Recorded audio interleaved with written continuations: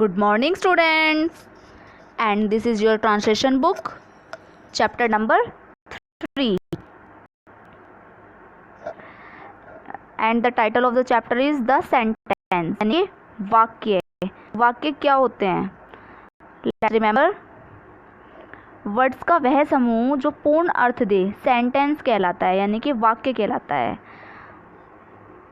A sentence is a group of words that make complete sense, यानी कि जब हम बहुत सारे वर्ड्स को एक प्रॉपर अरेंज करके एक करेक्ट ऑर्डर में लिखते हैं तो उसको बोलते हैं हम सेंटेंस. जैसे कि सेंटेंस बनाने के लिए वर्ड्स का एक निश्चित क्रम होना बहुत ज़रूरी है ना. जैसे यहाँ पे आपको ये 2 सेंटेंस दिए हुए हैं. फर्स्ट वाला सेंटेंस है आपका अ बॉय इज़ ही, तो ये अशुद्ध है, ठीक है. इसके बाद सेकंड है आपका ही इज़ अ बॉय, ये करेक्ट है. अ बॉय इज़ ही और ही इज़ अ बॉय, ये शुद्ध है. तो आपको ये कैसे पता चलेगा कि कौन सा शुद्ध है कौन सा शुद्ध है, यानी कि कौन सा करेक्ट है कौन सा इनकरेक्ट है, सही गलत का कैसे पता चलेगा? तो सेंटेंस बनाने के लिए सबसे पहले हम सब्जेक्ट का यूज़ करते हैं. सब्जेक्ट के बाद हम हेल्पिंग वर्ब यूज़ करते हैं. He is, am, are, was, were, has, have, had, जो भी यूज़ होती है हेल्पिंग वर्ब उसका यूज़ करते हैं. और उसके बाद हमारा प्रेडिकेट आता है, यानी कि बचा हुआ जो वर्ड होते हैं वो हमारे बाद में आते हैं. जैसे कि हम फर्स्ट वाले मीनिंग इसका सेंटेंस का मीनिंग देखते हैं. एक लड़का है वह. ए मीन्स एक, बॉय मीन्स लड़का, इज़ मीन्स है और ही मीन्स वह. तो एक लड़का है वह, तो इसका आपको कोई लगा ये सेंटेंस हिंदी में देखने से आपको सही लग रहा है? एक लड़का है वह कुछ होता है? नहीं होता है. तो ये हमारा सेंटेंस नहीं है, यानी कि ये हमारा वाक्य नहीं है. अब हम सेकंड वाला देखते हैं. वह एक लड़का है. ही, वह, इज़ है, ए एक, बॉय यानी कि लड़का, तो ही इज़ अ बॉय, वह एक लड़का है. ये करेक्ट ऑर्डर में है और आपको हिंदी से भी पता चल रहा है कि ये एक सेंटेंस है, वह एक लड़का है. तो ये हमारा शुद्ध है क्योंकि इससे अर्थ निकल रहा है, हमें पता चल रहा है, ठीक है. तो यानी कि सेंटेंस वही होता है जो प्रॉपर क्रम में अरेंज होता है, जिसका कोई अर्थ निकलता है. अब लेट्स नो, वाक्य में सब्जेक्ट यानी कि कर्ता और वर्ब दोनों का होना आवश्यक होता है. सब्जेक्ट और वर्ब होनी चाहिए.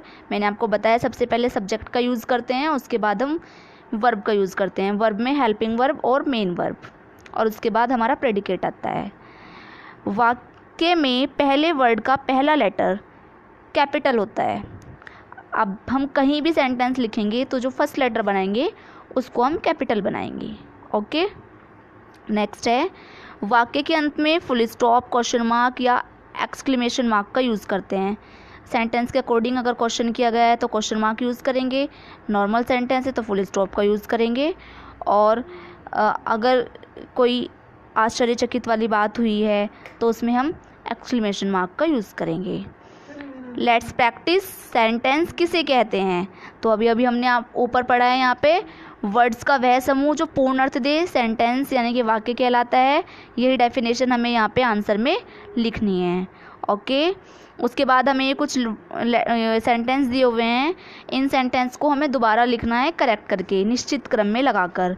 सबसे पहले हम कैपिटल और स्मॉल लेटर का ध्यान रखेंगे, लास्ट में फुल स्टॉप का यूज़ करेंगे और इनको अरेंज करेंगे सही ऑर्डर में. जैसे कि हमें फर्स्ट वाला दिया हुआ है रीड आ बुक आई, तो ये तो कोई वर्ड नहीं हुआ. तो सबसे पहले हम सब्जेक्ट का यूज़ करेंगे. सब्जेक्ट हो गया हमारा आई. उसके बाद वर्ब में इसमें हेल्पिंग वर्ब का यूज़ तो नहीं हुआ है, मेन वर्ब है रीड, यानी कि हम इसमें क्या काम कर रहे हैं? तो रीड कर रहे हैं, पढ़ रहे हैं, तो आई रीड.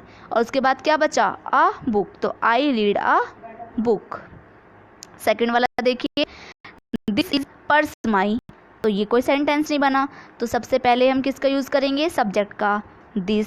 उसके बाद हेल्पिंग वर्ब. हेल्पिंग वर्ब हमारी क्या है? इज़, और इसमें मेन वर्ब है नहीं, माई पर्स, तो जो हमारा बचा मेन माई पर्स. नेक्स्ट है हैव आई टॉय अ, तो ये कोई सेंटेंस नहीं है, इसको हम कैसे अरेंज करेंगे? सब्जेक्ट आई, उसके बाद हेल्पिंग वर्ब आई हैव और जो बचा अ टॉय, तो I have a toy.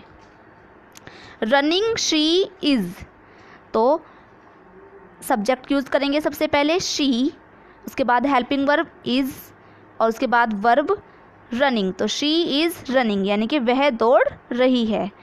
I in Mumbai live, तो ये कोई सेंटेंस नहीं बना, क्या बनाएंगे, आई सब्जेक्ट का यूज़ करेंगे सबसे पहले, उसके बाद वर्ब का यूज़ करेंगे, आई लिव प्रेडिकेट इन मुंबई, तो आई लिव इन मुंबई। तो समझ गए आप, सेंटेंस तब बनता है जब हम जो भी हमें वर्ड्स दिए हुए हैं अगर वे एक प्रॉपर क्रम में हैं, ठीक है, उनका एक समूह होना चाहिए जिससे हमें बिल्कुल सही क्रम मिलता है और उसी से हम सेंटेंस बना सकते हैं।